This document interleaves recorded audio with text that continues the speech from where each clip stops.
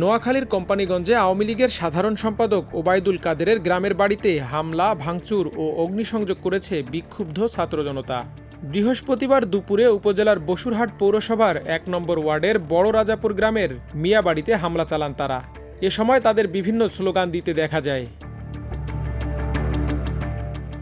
জানা যায়, আজ সকালে বৈষম্যবিরোধী ছাত্র আন্দোলন নোয়াখালী নামক ফেসবুক পেজে এই কর্মসূচি ঘোষণা দেওয়া হয়। এতে লেখা হয়, নোয়াখালীর বিপ্লবীরা বুলডুজার নিয়ে প্রস্তুত থাকুন, মার্চ টু কাউয়া কাদেরের বাড়ি, আজ বেলা ১১টা। পরে দুপুর ১:৩০টার দিকে বসুরহাট বাজার থেকে মিছিল বের করে ছাত্র জনতা। মিছিলটি বাস স্ট্যান্ড হয়ে কাদেরের বাড়িতে গিয়ে শেষ হয়। পরে সেখানে থাকা ওবায়দুল কাদেরের ছোট ভাই, কোম্পানিগঞ্জ উপজেলা আওয়ামী লীগের সভাপতি ও বসুরহাট পৌরসভার সাবেক মেয়র আব্দুল কাদের মির্জার দোতলা ভবন হাতুড়ি শাবল দিয়ে ভাঙা হয়।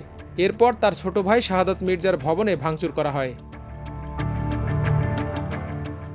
এর আগে গত ৫ আগস্ট বিকেলে ওই বাড়ির বসতঘর ও দুটি গাড়ি ভাঙচুর ও অগ্নিসংযোগ করে বিক্ষুব্ধ ছাত্র জনতা। সরেজমিনে দেখা যায়, আন্দোলনকারীরা কেউ বাড়ির ছাদে, কেউ ভেতরে, আবার কেউ সামনে অবস্থান নেন এবং বিভিন্ন স্লোগান দিতে থাকেন। এ সময় তারা বাড়ির বিভিন্ন আসবাবপত্র, ছাদের রেলিংয়ে এবং সামনে পড়ে থাকা একটি গাড়িতে আগুন দেন। স্থানীয় বাসিন্দারা জানান, গত ৫ আগস্টের পর কাদেরের বাড়িতে দ্বিতীয় দফায় এ অগ্নিসংযোগ ও ভাঙচুর করা হলো। তবে হামলা ভাঙচুরের সময় তাদের পরিবারের কেউই ছিলেন না। গত ৫ আগস্ট আওয়ামী লীগ সরকারের পতনের পর পরিবারের সদস্যরা আত্মগোপনে রয়েছে। ঘটনাস্থলে সাংবাদিকদের সঙ্গে কথা বলেন বৈষম্যবিরোধী ছাত্র আন্দোলন নোয়াখালী জেলা শাখার সমন্বয়ক আরিফুল ইসলাম। তিনি বলেন, ছাত্র জনতা সহ কোম্পানিগঞ্জের অসংখ্য মানুষ ওবায়দুল কাদের ও তার ভাই আব্দুল কাদের মির্জা ও তার বাহিনীর লোকদের দ্বারা অত্যাচার ও নির্যাতনের শিকার হয়েছেন। এসব কারণে তাদের প্রতি যে ক্ষোভ জমেছিল, আজকের হামলা ভাঙচুর এই ক্ষোভের বহিঃপ্রকাশ। এই হামলা ভাঙচুরে সর্বস্তরের ছাত্র জনতা অংশগ্রহণ করেছে।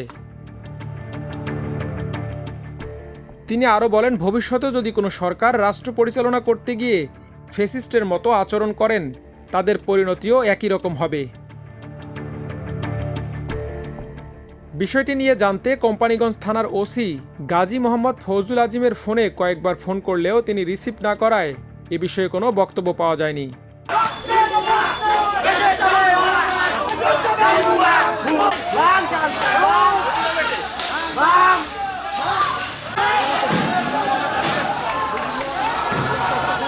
আরমান মুজাহিদ, আমার দেশ, ঢাকা।